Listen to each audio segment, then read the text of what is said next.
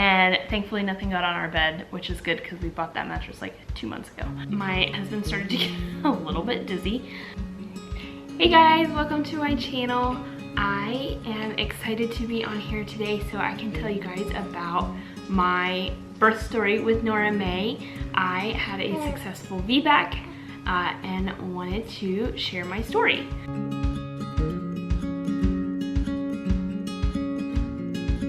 I had her on April 3rd. I had a C-section with my son, so I tried for a VBAC with her and it was successful. So I did have gestational diabetes with her as well, so it was an already complicated pregnancy or delivery with being a VBAC, and then I added complications onto that with gestational diabetes, so that was fun. With a VBAC, most OBs will not use pitocin because of the risk of uterine rupture. That increases your risk of uterine rupture. So most won't do that. And that is kind of an important factor in my birth story. So my water broke at 1:24 on April 2nd. And I was 39 weeks. I was at that point 39 weeks and 1 day. So my water broke that morning. I was asleep, and my son actually woke me up. I have a 2.5-year-old son, and he woke me up. He was crying, and I was just laying there seeing if he would go back to sleep. And I felt kind of like a rubber band snap inside. It was very odd. And I've heard people say that there's like a pop feeling. You want that? And I was like, oh, I wonder if that's what that pop is. And then I felt like a gush before anything actually started coming out. I don't know if that makes sense, but I could feel like it making its way. And my husband was asleep, so I woke him up. He has never gotten out of bed so quickly in his whole life. He's a really hard sleeper, and he like jumped up and was like, I need towels. So he ran and got towels and was throwing them at me. And thankfully nothing got on our bed, which is good because we bought that mattress like 2 months ago. So I was waddling around the house with the towel. It was very weird. But ended up, we called my parents. My parents came to stay with my son so that we could go to the hospital. We got into the hospital around 3 a.m. And they took me into triage, which I've never been to triage. My son was, I was induced with him because I had preeclampsia. So went into triage. They confirmed that it was amniotic fluid and started my IV. It took them 3 nurses and I think 4 sticks because apparently I have valvy veins. So I had like bruises all over my arms. It looked like I did drugs. It was great. So once they confirmed that it was amniotic fluid, I got transferred into a room pretty quickly. And I was not, because I was a VBAC, I was not allowed to not be monitored. I had to be monitored constantly. So I couldn't leave my room, which was frustrating, but they had like a cordless monitor that I ended up using. And thankfully they had that and I was able to walk around my room. When I went in, by the way, I was only dilated at 1 centimeter, and I don't remember how effaced I was. But I was dilated at 1 centimeter. With my son, I never dilated. I was induced at 37 weeks, so it's not terribly surprising that I never dilated with him. But it was a pretty big concern for me that maybe my body doesn't know how to do that. So I was at 1 centimeter when I went in. I was kind of excited about that because I hadn't been dilated at all of my checks. So when we were in triage, her heart rate was over 200, which is incredibly high. Mine was somewhat high as well. So that was a pretty big concern. Thankfully, once I got transferred into a room, that came down. Both of ours came down. So that wasn't a concern for too long. So I walked around the room for a little while. I got to about 4 centimeters and then ended up getting an epidural around 4-ish centimeters, and it was that afternoon sometime. I don't honestly remember when. That afternoon or early evening.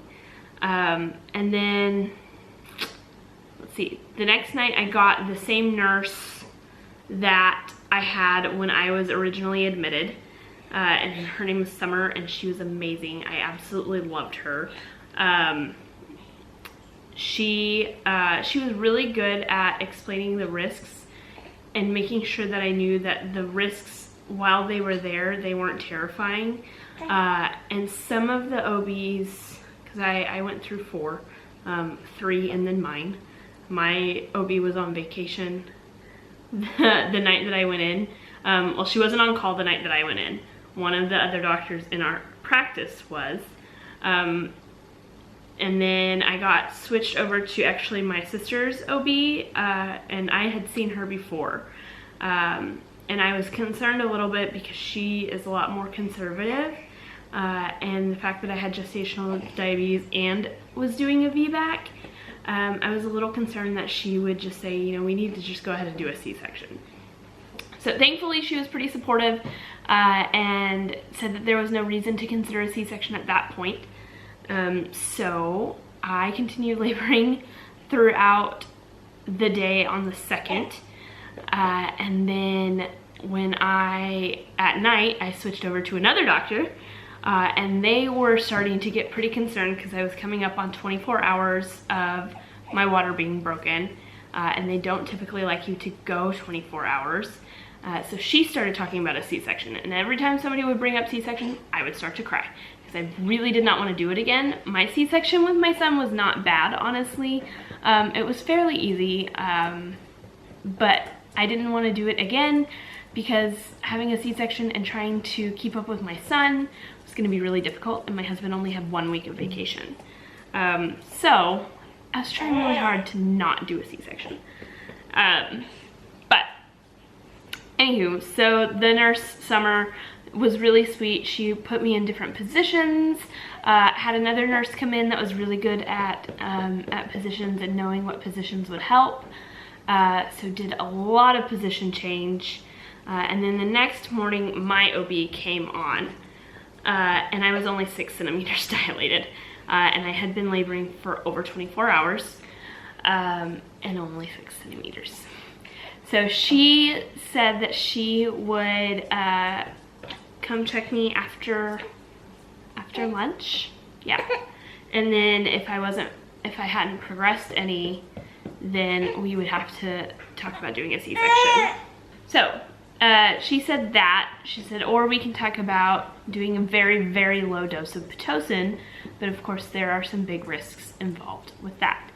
I decided, after talking to her and the nurse, I decided to go ahead and do the pitocin. None of the other doctors that I had seen was willing to try that. Every time I brought it up, they were like, absolutely not.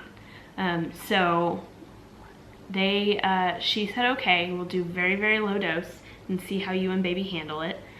So they hooked me up to that. And after maybe an hour and a half of being on pitocin, I was fully dilated. Well, actually, let me back up for that. Yeah, so the next morning I was 6 centimeters and 80% effaced. Then she did the pitocin, and there was blood in my urine after the pitocin, and I still wasn't really progressing. And when the nurse noticed blood in my urine, she's like, I bet the baby is not sitting correctly, and that's why she's not moving down to open your cervix. So they had me get up on all 4s, which is not easy. And I had an epidural, and when they started to say, you know, you're gonna have to get up on all 4s, I'm like, how's that gonna work? But then I noticed that I could move my legs quite a bit.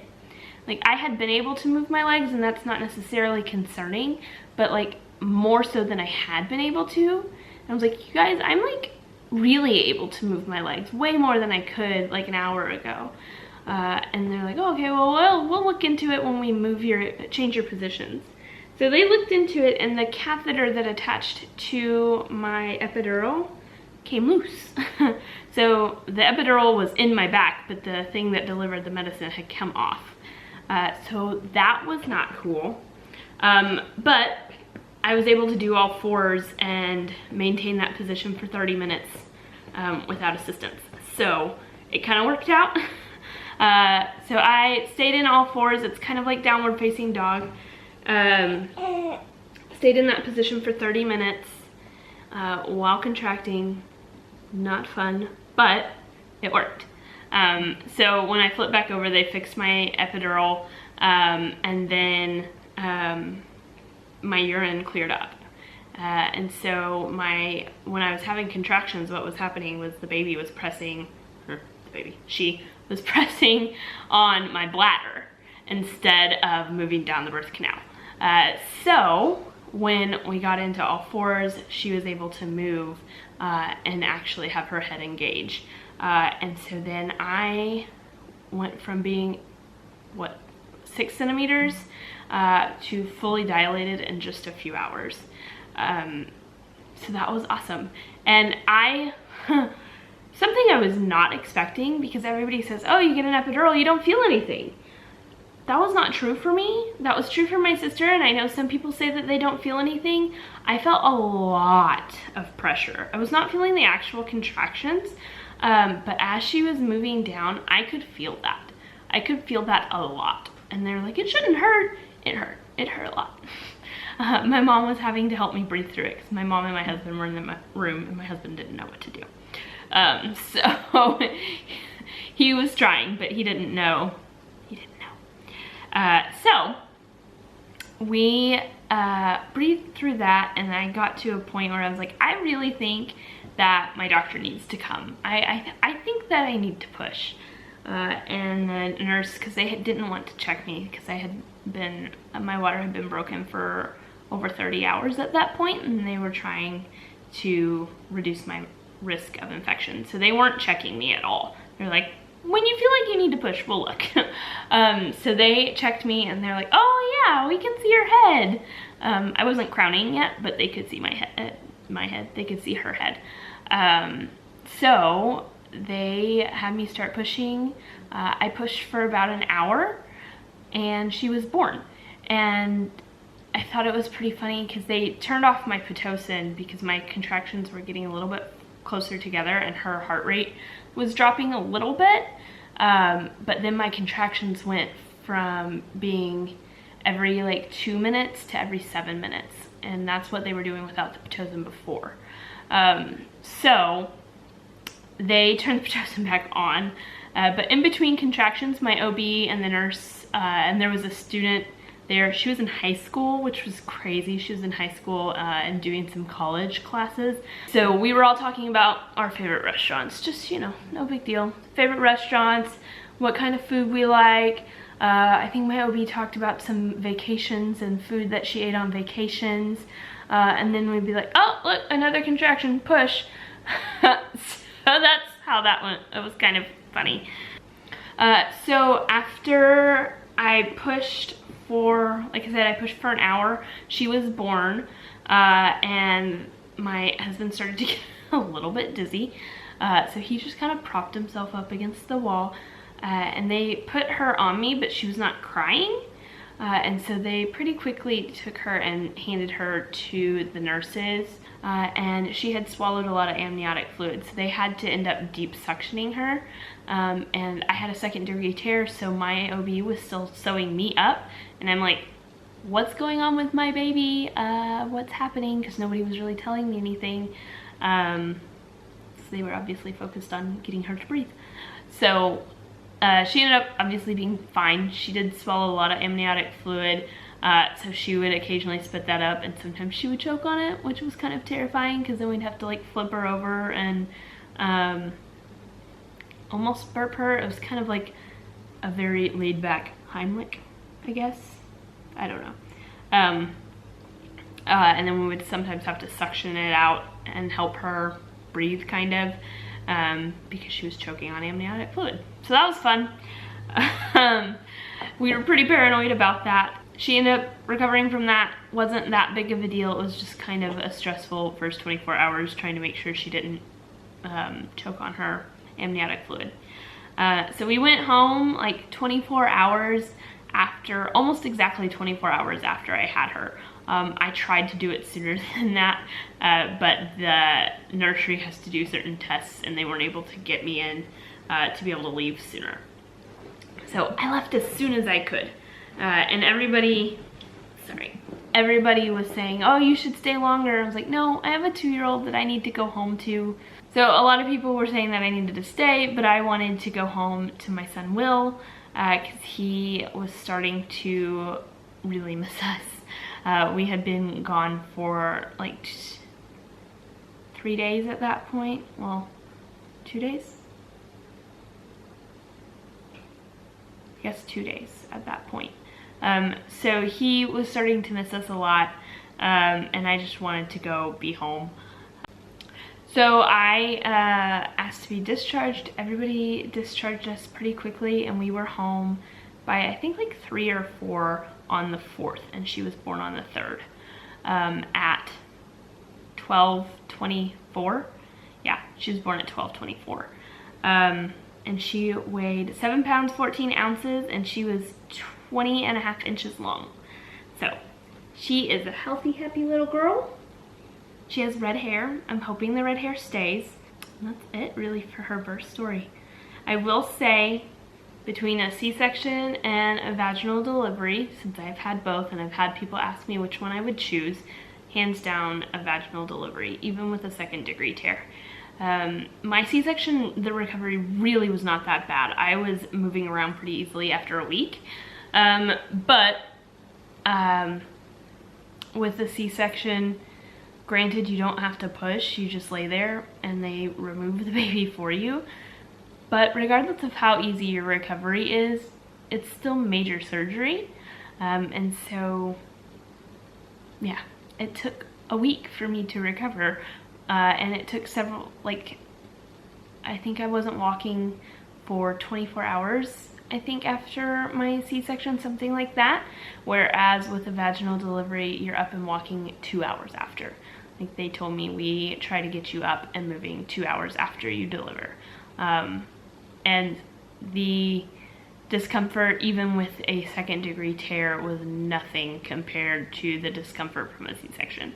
And I really did not experience that much discomfort from my C-section. I took Motrin for like 2 weeks for that. I never took any of the narcotics. But with my vaginal delivery, I took Motrin for like 2 days. Maybe, probably less than that. It was an incredibly easy recovery. I was able to pick up my son. There's no weight restrictions. If you have any questions about a VBAC, please feel free to comment below. I'm happy to answer whatever questions that you have if I can. That is it for my birth story. I hope you enjoyed listening to it. I'm gonna go put her down for her nap, and I will talk to you guys later. Make sure you give this video a thumbs up if you liked it.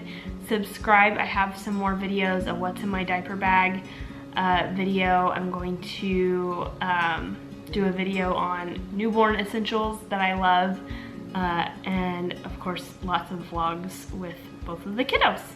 So make sure you subscribe, hit the notification bell as well. Comment below if you're having a VBAC, if you plan to have a VBAC, if you've already had your VBAC. Comment below and let me know. Thanks for watching. Bye.